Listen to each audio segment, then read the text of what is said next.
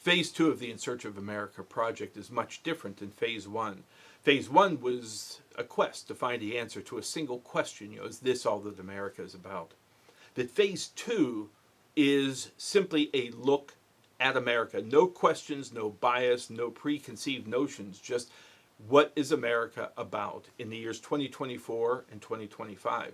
As I started looking at this last year and conceptualizing this, I felt that this year, and again I think into next year as well, may very well be some of the most significant parts of our country, the evolution of our country since it was founded. Because everything right now seems to be under attack. We are, we're sort of in this tumultuous place, almost like a volcano that's kind of rumbling and spewing things here and there. I mean, our political party, both sides of the aisle, and everything in between are under attack. Religious faiths, including just spiritual faiths, are under attack. Lifestyles are under attack. Climate change is under attack. It seems that everything is under attack. And no matter where you are in your feelings, your beliefs, your opinions about any of this, the fact is that these things and more are under attack.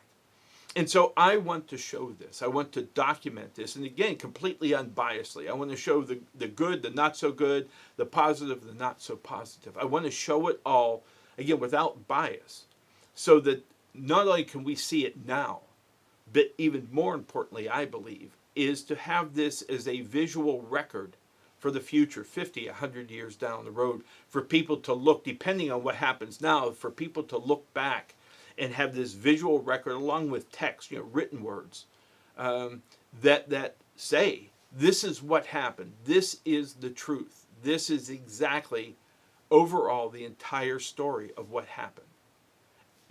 As I conceptualized this and started working out the logistics, the other thing I realized is that I need to photograph as much of this project as I can on film. Digital capture is great for so many things, but the one drawback that I have found over the years to digital technology is it is impermanent.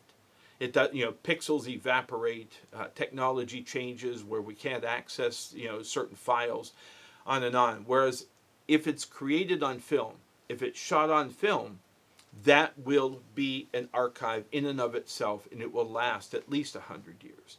And that's what I feel is most important about telling this story, is to have that for the future.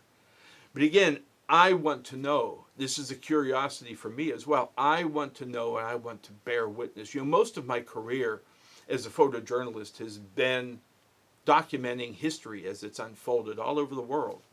And now I have an opportunity to document history as it unfolds right here in my own country. And that excites me, and that inspires me as well. And I want to share all of this with you through the images, through the text, through the podcast, whatever it is. I want to share these stories with you so that you too can be completely and, most importantly, authentically informed. So I hope you will join me on this adventure, and an adventure it shall be. And I look forward to hearing any of your insights, any of your comments. Please, let's work on this together. Let's take this journey together and have a ride of our lifetime.